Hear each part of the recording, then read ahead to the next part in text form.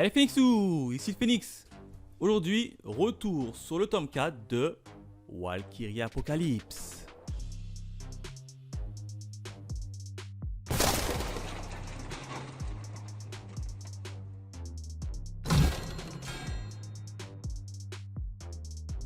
Comme d'hab, on démarre directement avec la présentation de la jaquette qui est plutôt magnifique puisqu'on retrouve encore une fois nos deux combattants, un du côté de la divinité et un autre du côté des humains. On a Poséidon versus Sasaki Kojiro, magnifique jaquette encore une fois, c'est l'une de mes favoris, il n'y a rien à dire. Un quatrième de couverture.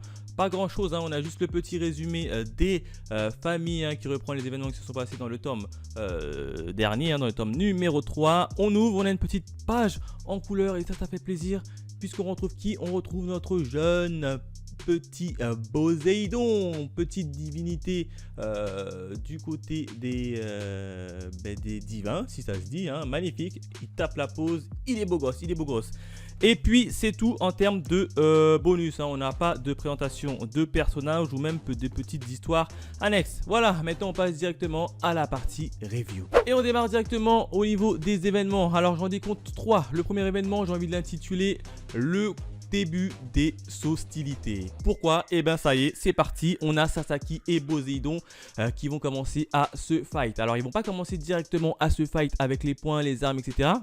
Non, on va d'abord faire un petit tour au niveau de la technique de Sasaki, le soldat humain, le combattant pour les humains, Sasaki Kojiro. Alors lui, il a une petite spécificité même, c'est qu'il est capable de faire des simulations dans sa tête pour prévoir de quelle manière il pourra attaquer son adversaire. Et du coup, il fait une simulation, 2 simulations, 3 simulations, etc., etc.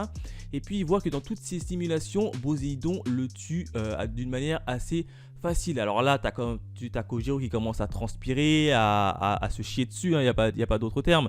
Et puis là, il en a marre et puis il dit allez, on fonce, on verra bien ce que ça donne. Du coup, il court, il prend son sabre et il attaque avec une attaque spéciale qui s'appelle le coup de l'hirondelle. Alors le coup de l'hirondelle, c'est quoi? Ça lui permet simplement de donner un coup d'épée et puis au dernier moment, il est capable de changer sa trajectoire de son coup. En gros, s'il fait un coup horizontal, bim, au dernier moment, bim, il te le fait verticalement. Du coup, ça peut surprendre son adversaire et ça, c'est grâce notamment à l'artefact des Valkyries qu'il a reçu. Manque de peau pour lui. En face, c'est quand même Poséidon. Poséidon, il voit ça, il le stoppe direct. Et quand Poséidon, il commence à riposter avec son fameux trident. Des petits coups classiques, mais là Kojiro il arrive à esquiver, puis Kojiro il en a marre, il dit bon j'en ai marre, ça commence à m'énerver et il claque son joker. Kojiro il claque son coup spécial. Son coup spécial, ça c'est quoi? Alors déjà de son nom, ce coup spécial, ça s'appelle l'anticipation absolue. Eh ben, comme son nom l'indique, ça permet simplement d'anticiper les coups de son adversaire. Donc ça, c'est le petit coup spécial, le joker de Kojiro Sasaki, qui du coup l'active. Mais encore une fois, manque de peau en face de lui, c'est pas n'importe qui, c'est Poséidon, le frère de Zeus. Du coup, Zeus, il le stoppe et il pulvérise, il n'y a pas d'autre mot, il pulvérise son épée en 1000 morceaux. Et comme la Valkyrie se trouvait dans l'épée, la Valkyrie semble a priori morte. C'est donc on se dit tous que ça y est, c'est fini pour Kojiro, il a plus d'armes, il va se faire détruire par le fameux Poséidon. Eh ben non, figurez-vous qu'il réussit à forger son sabre, mais pas qu'un sabre, il réussit à forger un deuxième sabre. Du coup, t'as Kojiro qui tient ses 2 sabres à la main et qui fait face à Poséidon. Donc voilà à peu près le premier événement, comment tout ça se termine et on va avoir la suite je pense dans les prochains tomes. Le deuxième événement, j'ai envie de l'intituler le combat fratricide. Et oui, pourquoi? Et ben puisqu'on va avoir un petit retour sur le passé de Poséidon. Alors Poséidon, son passé, c'est quoi? Et bien tout simplement que Poséidon, vous le savez, c'est le frère de Zeus. Mais Zeus et Poséidon avaient un troisième frère, qui s'appelle Adamas. Et ben on va voir que ce troisième frère en question va avoir sa petite importance. Alors son troisième frère, c'est un petit peu un rebelle de la famille, on va dire. C'est un petit peu un foufou, un peu à la manière de Loki. Ben devinez quoi? C'est que en fait Zeus a été pressenti pour être le prochain roi au niveau de sa famille. Et puis ça plaisait pas tellement à Adamas, hein, qui était son frère, et lui il voulait plutôt avoir le trône pour lui. Donc il n'a pas hésité à commencer à faire des tractations au sein de sa famille, à monter une petite milice et à faire un petit coup d'état. Du coup il est allé voir Poséidon, il a dit: Poséidon, viens me rejoindre, on va faire un coup d'état et on va tuer tout simplement Zeus pour pas qu'il accède au trône et pour que le trône me revienne. Poséidon, il est en face de lui, d'un air un peu dédain, il le regarde, il dit: non, moi je suis pas comme ça, t'as aucun honneur, tu te bats comme ça alors que tu te prétends être un dieu. Et là Poséidon, il commence à l'attaquer et Poséidon le tue, hein, tout simplement. Poséidon tue son propre frère Adamas.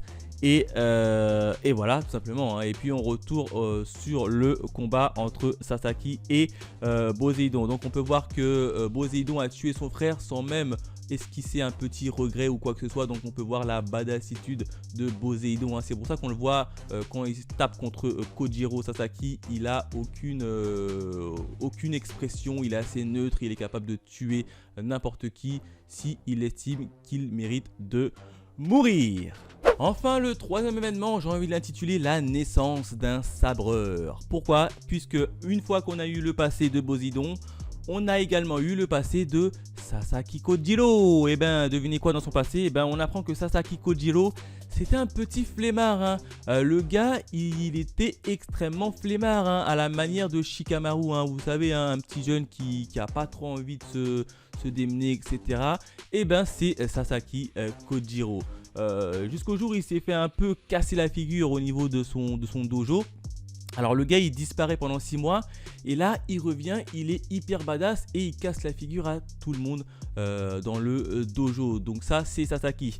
Et puis ensuite on apprend qu'il repart et puis il repart en quête de quoi? Et bien tout simplement de meilleurs combattants pour essayer d'en apprendre plus en termes de technicité. Et puis à chaque fois qu'il rencontrait un combattant, il perdait lamentablement, mais au moins il avait acquis une nouvelle compétence et un nouveau style de combat. Donc voilà à peu près le passé de Sasaki Kojiro. Donc quand on le revoit contre Poséidon, il nous est dit qu'à la fin du tome, il va mettre en place ce nouveau style de combat qui est quoi? Qui est tout simplement le fait d'utiliser tous les styles de combat auxquels il a déjà vu ou même pratiqué. Il va tous les mettre d'un coup face au terrible Poséidon. Donc voilà comment le manga se termine, hein. On voit Sasaki Kojiro qui en redemande, hein, qui est prêt à en découdre contre le fameux Poséidon.